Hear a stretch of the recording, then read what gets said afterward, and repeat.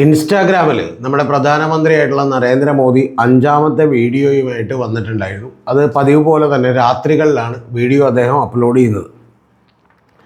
അപ്പോൾ അതിൽ അദ്ദേഹം ഇത്തവണ പറഞ്ഞേക്കണത് നമ്മളെല്ലാവരെയും ഞെട്ടിച്ച വളരെ വിചിത്രമായിട്ടുള്ളൊരു കാര്യമാണ്. അത് അദ്ദേഹം പറഞ്ഞേക്കണത് അദ്ദേഹം മാപ്പ് നൽകുന്നു എന്നാണ് പറഞ്ഞേക്കണത്. എന്ന് പറഞ്ഞാൽ കഴിഞ്ഞ CJP പ്രക്ഷോഭവുമായി ബന്ധപ്പെട്ട് നിരവധി പെൺകുട്ടികളും അതുപോലെ ആൺകുട്ടികളുമൊക്കെ തന്നെ വളരെ മോശമായിട്ടുള്ള പദപ്രയോഗങ്ങൾ നടത്തിയെന്നും അതിൽ അദ്ദേഹം ഇന്ത്യ വളരെ ഒരു കൾച്ചറൽ ഷോക്കാണ് നമുക്ക് ഉണ്ടായിരിക്കുന്നതെന്നും അപ്പോൾ പെൺകുട്ടികളൊക്കെ എങ്ങനെയാണ് ഇത്തരത്തിലുള്ള വാക്കുകളൊക്കെ ഉപയോഗിക്കുന്നത് എന്നുള്ളതിൽ അദ്ദേഹം നടുക്കം രേഖപ്പെടുത്തുകയുമാണ് ചെയ്തിട്ടുള്ളത്. പക്ഷേ ഇതൊക്കെ അദ്ദേഹത്തിൻ്റെ അമ്മയെ വരെ ഇത്തരത്തിൽ അധിക്ഷേപിച്ചിട്ട് പോലും അദ്ദേഹത്തിന് യാരോടും വിരോധമില്ലെന്നും പകരം അദ്ദേഹം ഇതിൽ മാപ്പ് നൽകാൻ ആഗ്രഹിക്കുന്നുവെന്നും പക്ഷെ നമ്മൾ ഇത്തരത്തിലുള്ള വാക്കുകൾ പറയുന്നതിൽ നിന്ന് പിന്തിരിയണം എന്നും പറഞ്ഞ ഒരു ഉപദേശത്തോടു കൂടിയാണ് അദ്ദേഹം വന്നേക്കുന്നത്. ആദ്യമേ തന്നെ പറയട്ടെ, പ്രധാനമന്ത്രി നരേന്ദ്രമോദി അങ്ങേക്കെതിരെ അധിക്ഷേപകരമായിട്ടുള്ള പരാമർശങ്ങൾ ആരെങ്കിലും നടത്തിയിട്ടുണ്ടെങ്കിൽ അത് അങ്ങേയറ്റം തെറ്റാണ്, ഒരു സംശയവുമില്ലാത്ത കാര്യമാണ്. അതിനെതിരെ ചില നിയമ നടപടികൾ ഉണ്ടാകുന്നു എന്ന് പറയുമ്പോൾ ചില കുട്ടികളൊക്കെ തന്നെ മാപ്പപേക്ഷയുമായി ഇൻസ്റ്റാഗ്രാം റീലുകളുമായിട്ടൊക്കെ തന്നെ വന്നു എന്നുള്ളതൊരു യാഥാർത്ഥ്യമാണ്. പക്ഷേ പ്രധാനപ്പെട്ടൊരു കാര്യം നരേന്ദ്രമോദി മനസ്സിലാക്കേണ്ടത് അങ്ങയുടെ അന്ധഭക്തരായിട്ടുള്ള ആളുകൾ അവർ നടത്തിയിട്ടുള്ള പ്രചരണങ്ങളെ കൂടി അങ്ങ് അപലപിക്കാൻ തയ്യാറാകണം എന്നുള്ളതാണ്.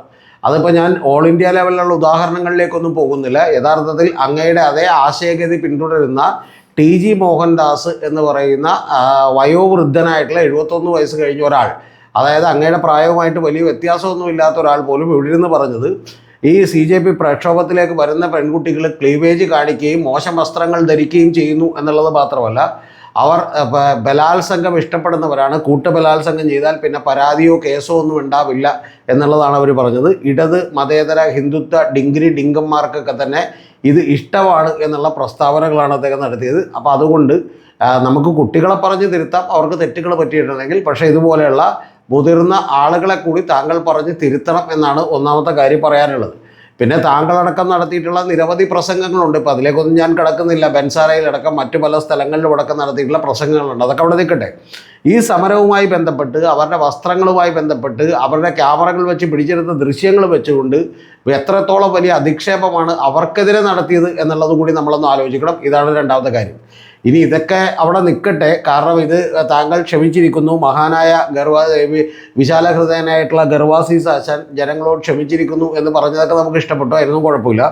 പക്ഷെ പ്രധാനപ്പെട്ടൊരു കാര്യം, ഈ ഇന്ത്യയിലെ 22ഓളം വരുന്ന കുട്ടികൾ അവരൊരു നീറ്റ് പരീക്ഷ എഴുതിയതിൻ്റെ പേരിൽ ആത്മഹത്യ ചെയ്ത കുട്ടികളോടും അവരുടെ മാതാപിതാക്കളോടും ആദ്യം ആരാണ് മാപ്പ് പറയേണ്ടത് എന്ന് ചോദിച്ചാൽ ആദ്യം മാപ്പ് പറയേണ്ടത് യഥാർത്ഥത്തിൽ ഇന്ത്യയുടെ പ്രധാനമന്ത്രിയാണ്. അതുകൊണ്ട് താങ്കൾ മാപ്പ് നൽകുകയല്ല, ആദ്യമേ തന്നെ മാപ്പ് പറയാൻ തയ്യാറാകണം എന്നാണ് എനിക്ക് പറയാനുള്ളത്. ഒന്ന്. ഇനി രണ്ടാമത്തെ കാര്യം എന്ന് പറയുന്നത്, ഇതിനേക്കാൾ മുമ്പ് കൊല്ലപ്പെട്ടിട്ടുള്ള ഇതുപോലെയുള്ള 73 കുട്ടികളുണ്ട്, അവരോട് നമ്മൾ മാപ്പ് പറയണം എന്നുള്ളതാണ്. മൂന്നാമത്തേത്, ഈ ആത്മഹത്യ ചെയ്യാൻ വേണ്ടി ശ്രമിച്ച് അതിൽ പരാജയപ്പെട്ടത് കൊണ്ട് മാത്രം ജീവിതത്തിലേക്ക് മടങ്ങി വന്നിട്ടുള്ള അവരുടെ പാരൻസിനോടും അവരുടെ മാതാപിതാക്കളോടും ബന്ധുക്കളോടും സുഹൃത്തുക്കളോടും ഒക്കെ മാപ്പ് പറയണം. അതുപോലെ അവർ ആ മരിക്കാൻ തീരുമാനിക്കുന്ന തീരുമാനം എടുക്കുന്നതിന് മുമ്പുള്ള ദിവസങ്ങളിൽ അനുഭവിച്ച ആഗണിയും വ്യഥയും എത്രത്തോളം ഉണ്ടാവുമെന്ന് താങ്കൾ മനസ്സിലാക്കണം.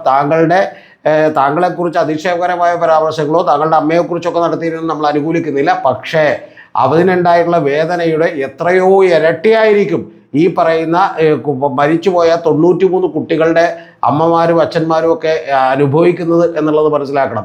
22 പേർ ഇപ്പോഴും, 70 പേർ നേരത്തെയും മരിച്ചു പോയിട്ടുണ്ടെന്ന് മനസ്സിലാക്കണം. ഇതെല്ലാം തന്നെ സിസ്റ്റം എററിൻ്റെ ഭാഗമായി, ഒരു ഭരണകൂടം ഒരു പരീക്ഷ നടത്താൻ കഴിയാത്തതിൻ്റെ ഭാഗമായി, അല്ലെങ്കിൽ മനഃപൂർവ്വമായി കൊള്ളക്കാരെ എടുത്തു വെച്ചുകൊണ്ട് ഒരു പരീക്ഷ നടത്തിയതിൻ്റെ ഭാഗമായിട്ടോ, അല്ലെങ്കിൽ നിങ്ങൾക്കത് കൃത്യമായി എഫിഷ്യൻ്റായി മാനേജ് ചെയ്യാൻ കഴിയാത്തതിൻ്റെ അടിസ്ഥാനത്തിലോ ഉണ്ടായിട്ടുള്ളതാണ് നരേന്ദ്രമോദി എന്നുള്ളത് ഇന്ത്യയുടെ പ്രധാനമന്ത്രി താങ്കൾ മനസ്സിലാക്കണം.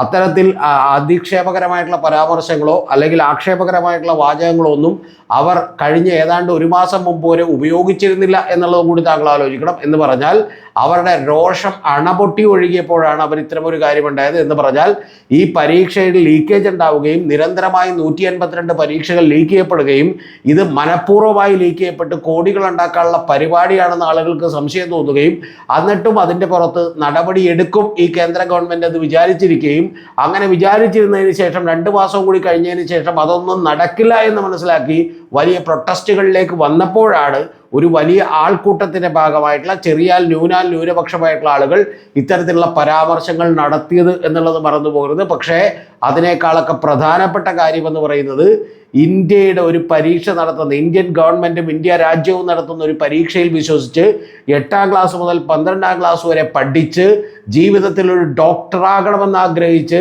ആതുര സേവനം നടത്തണമെന്ന് ആഗ്രഹിച്ച് നമ്മുടെ നാട്ടിലെ പാവപ്പെട്ട സാധാരണക്കാരായ ആളുകളെ, രോഗികളെ ചികിത്സിക്കണമെന്ന് ആഗ്രഹിച്ച് ഒരു ജീവിതം സ്വപ്നം കണ്ടുപോയ, അവരുടെ പുറത്ത് സ്വപ്നങ്ങൾ പോലെ മെനഞ്ഞുപോയ നിരവധി പാരൻസിൻ്റെയും അവരുടെയും സ്വപ്നങ്ങൾ പൊലിഞ്ഞു പോയതിനാണ് ഇന്ത്യ ഗവൺമെൻറ് ആദ്യമേ തന്നെ മാപ്പ് പറയേണ്ടത്.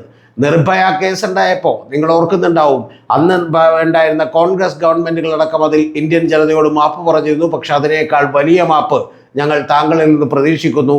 6ാമത്തെ ഇൻസ്റ്റാഗ്രാം വീഡിയോയിലെങ്കിലും അത്തരത്തിലൊരു മാപ്പുമായും അത്തരത്തിലൊരു സങ്കടപ്പെടുത്തുന്ന പ്രകടനങ്ങളുമായും താങ്കൾ വരുമെന്നുള്ള പ്രതീക്ഷയിലാണ് ഞങ്ങൾ കാത്തിരിക്കുന്നത്. അതുകൊണ്ട് വിശാല ഹൃദയനായിട്ടുള്ള ഗർവാസി സാച്ചൻ നമ്മളോട് ക്ഷമിച്ചിരിക്കുന്നു എന്ന് പറഞ്ഞതുപോലെ ഇന്ത്യൻ ജനതയോട് താങ്കൾക്ക് മാപ്പ് പറയാൻ സമയമായി എന്നുള്ളത് മറന്നു പോകരുത്.